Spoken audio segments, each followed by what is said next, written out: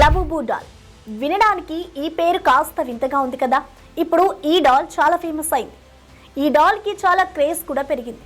అసలు ఈ డాల్ ఎందుకింత ఫేమస్ అయింది, దీని వాల్యూ ఎంత, డాల్ వెనుక ఉన్న బ్యాక్ స్టోరీ ఏంటో ఈ వీడియోలో తెలుసుకుందాం. కుందేలు లాంటి చెవులు, కాస్త అల్లరిగా మరి కాస్త భయంగా ఉండే చిరునవ్వు, ఇది లబూబూ డాల్ కనిపించే తీరు.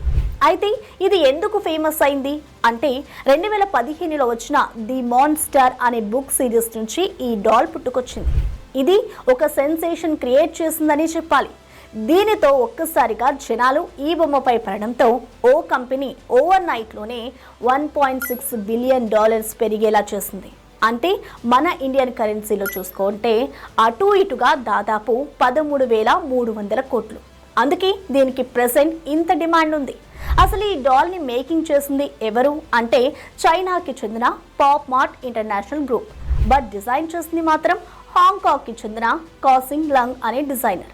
బట్ డబ్బులు సంపాదించింది మాత్రం పాప్ మార్ట్ అధినేత. మరి ఈ డాల్ ఈ రేంజ్లో ఎందుకు అమ్ముడుపోయింది అనుకుంటున్నారా?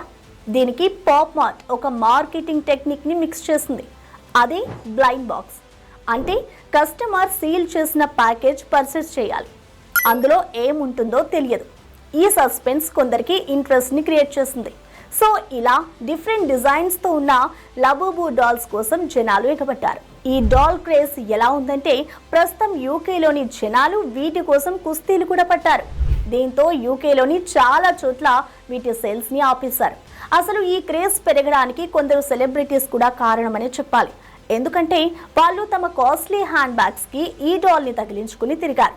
ఇంకేముంది, క్రేజ్ ఒక్కసారిగా పెరిగిపోయింది. దీంతో అమ్మకాలు కూడా భారీగా పెరిగాయి. ఇలా ఈ లబూబూ డాల్ సెన్సేషన్గా మారింది. For more videos like this, subscribe Big TV channel.